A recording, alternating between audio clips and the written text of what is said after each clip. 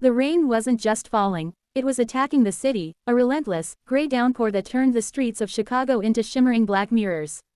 Inside the daily grind, a coffee shop that smelled of roasted beans and damp wool, I was trying to read the same paragraph of my novel for the 10th time. My name is Chloe. I was 24, and I felt like I was waiting for my life to begin. I'd moved to the city for a marketing job that was less about big ideas and more about spreadsheets, and most of my friends were still the ones I'd collected in college, scattered across different time zones.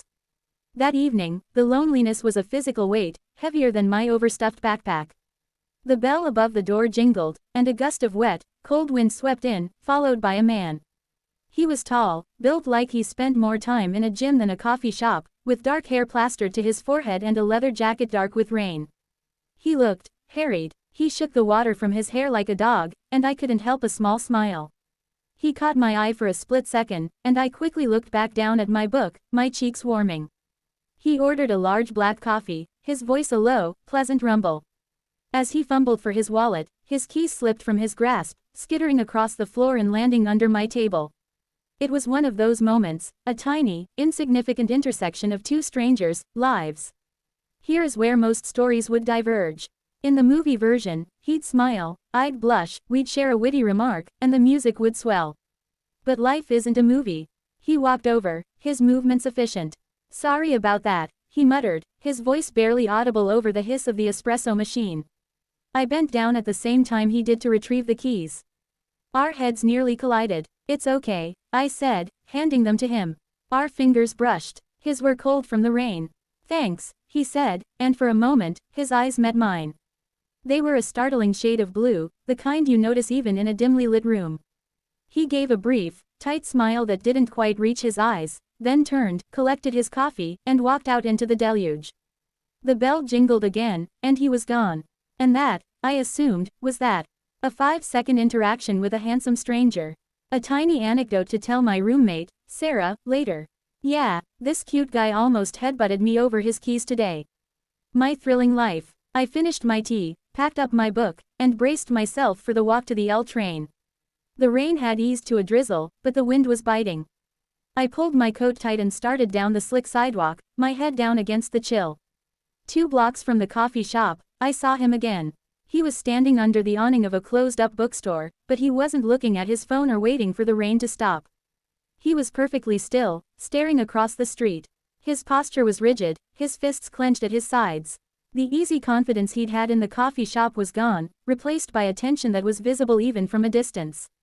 My first instinct, the one every big city dweller learns, was to cross the street. Don't make eye contact, don't get involved. Strange men acting strangely are a category of problem you are taught to avoid. But something held me there. It was the look on his face, even in profile. It wasn't anger, it was something else, a profound, gut-wrenching anguish. I followed his gaze. Across the street, in a dim, narrow alley between a laundromat and a Thai restaurant, a woman was yelling at a young girl who couldn't have been more than 6 or 7. The woman was yanking on the little girl's arm, her words sharp and slurred, carrying across the quiet street. I told you to keep up. Always so slow. Look what you made me do. The girl had dropped a small, stuffed rabbit into a puddle, and the woman was making no move to retrieve it. The little girl was crying, silent, shaking sobs that were somehow worse than screams.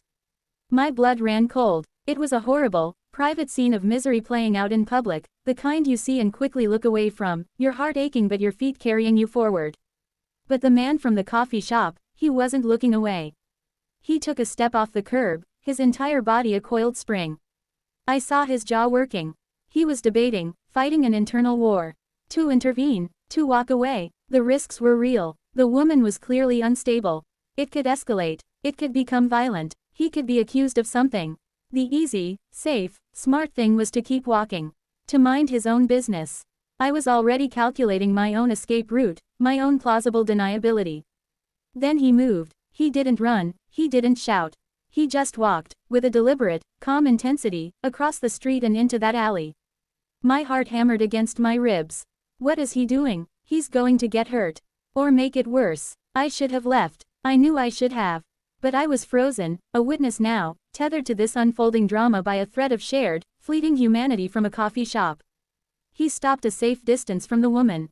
His voice, when he spoke, was calm and low, the same rumble I'd heard before, but now it was layered with a forced, steadying control. "Ma'am," he said. The woman spun around, her eyes wild.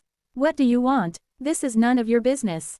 Get out of here." The little girl flinched and hid behind the woman's legs. He didn't flinch. He didn't advance. He slowly raised his hands, palms out, a universal gesture of peace. "It looks like you're having a tough night," he said, his voice impossibly even.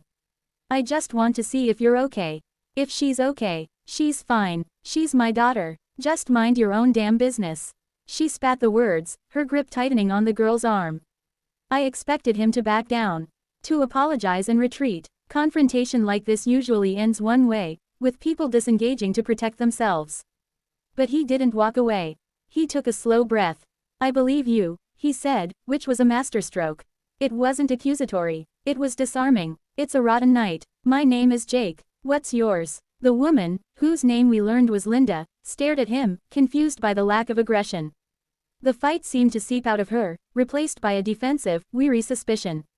"Linda, why do you care? I don't like to see anyone having a hard time," Jake said.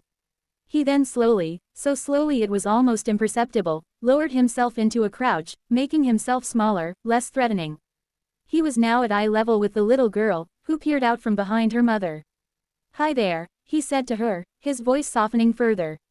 "I'm Jake. That's a very cool bunny. What's his name?" The little girl, her voice a tiny whisper, said, "Hop." "Hop," Jake repeated, as if it were the most important name in the world. "That's a great name." He pointed to the stuffed animal, still lying in the dirty puddle. "Hop looks really cold and wet. Would it be okay if I picked him up for you?" The girl glanced up at her mother, then gave a tiny, hesitant nod. With movements that were deliberate and non-threatening, Jake reached out and picked up the soaked stuffed rabbit. He shook it gently, wiping the grime off with the edge of his own, already wet, jacket. He held it out to her. "Here you go, Hop. Good as new." The little girl reached out a trembling hand and took the toy, clutching it to her chest. In that moment, something shifted. The raw, hostile energy in the alley dissolved. Linda was still standing there, but the fury was gone from her face, replaced by a hollowed-out exhaustion. She looked at Jake, then at her daughter, and something in her seemed to break. I lost my job today," she whispered, the words tearing out of her. "The rent's due tomorrow. I don't know what I'm going to do." Jake stayed in his crouch. He didn't offer empty platitudes. He didn't try to solve her problems. He just listened. "That sounds incredibly hard," he said. It was simple, it was honest, and that's when I knew I couldn't just stand there anymore. He hadn't walked away. This stranger, Jake, had walked directly into a painful, messy situation because it was the right thing to do. He was standing his ground with compassion. And I was hiding across the street, a spectator. My feet started moving before my brain could come up with a reason not to. I crossed the street, my own heart pounding for a whole new set of reasons. I entered the mouth of the alley. Jake looked up, surprised. Our eyes met again, and this time, there was a flicker of recognition, and then a question. "What are you doing here?"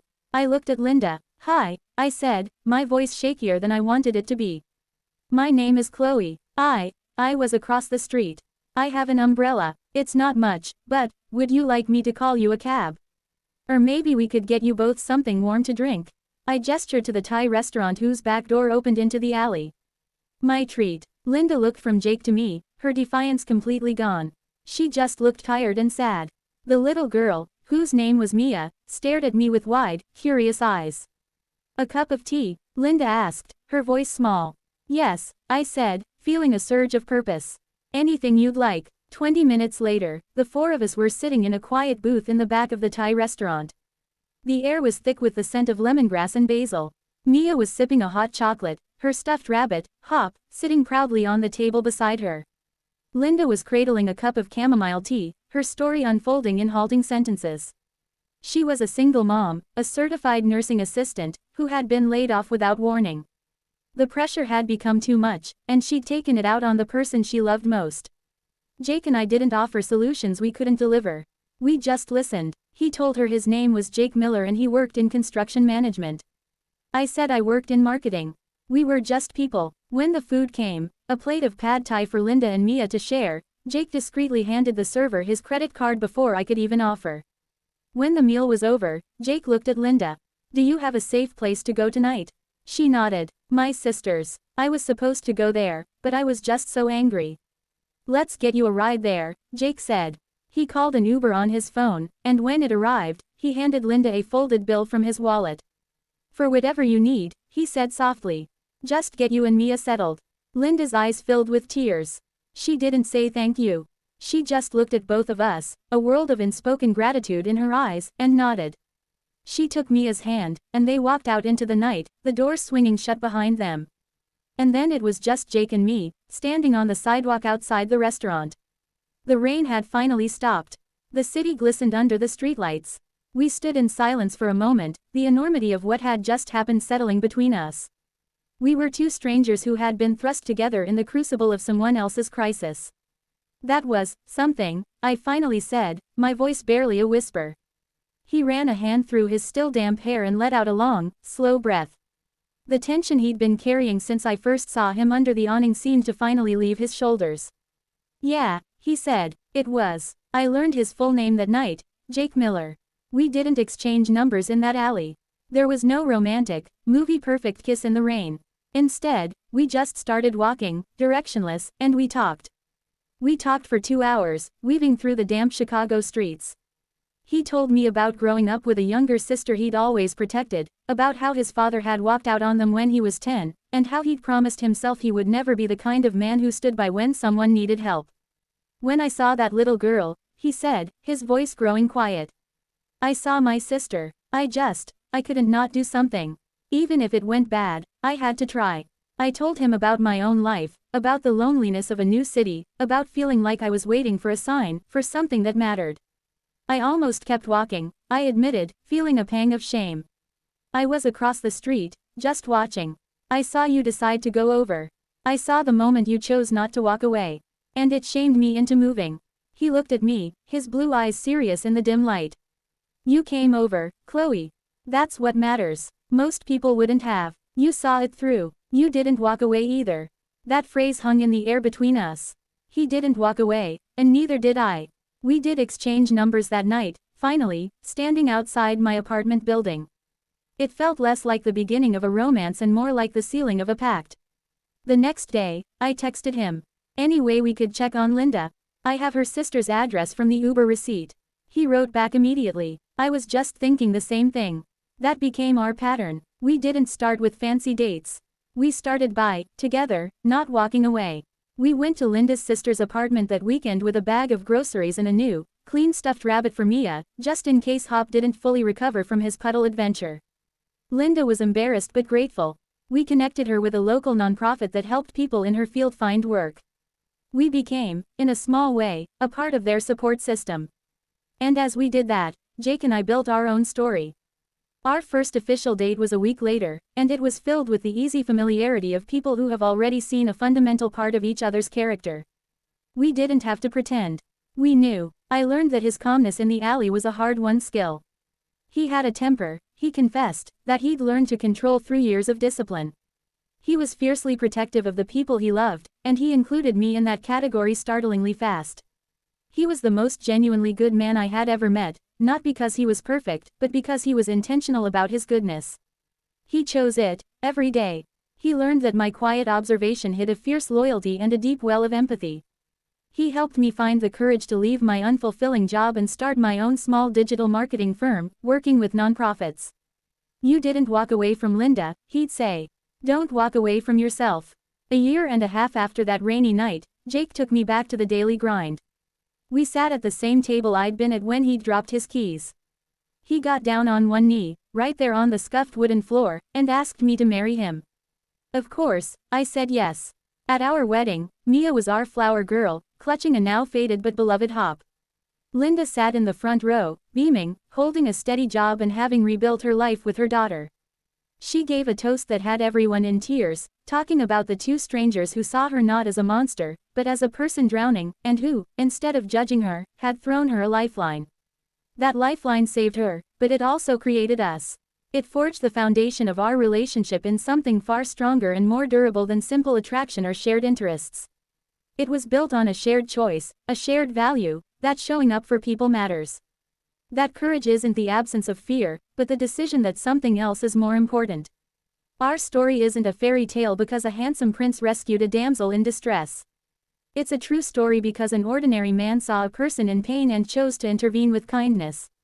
And an ordinary woman saw his courage and found the strength to match it. He didn't walk away from a stranger's suffering. And because of that, I didn't walk away from the chance to be a better version of myself. And in the end, we didn't walk away from each other, building a life together on that single, powerful, rainy night truth, that the most profound connections often begin not with a grand gesture, but with a simple, brave decision to stay.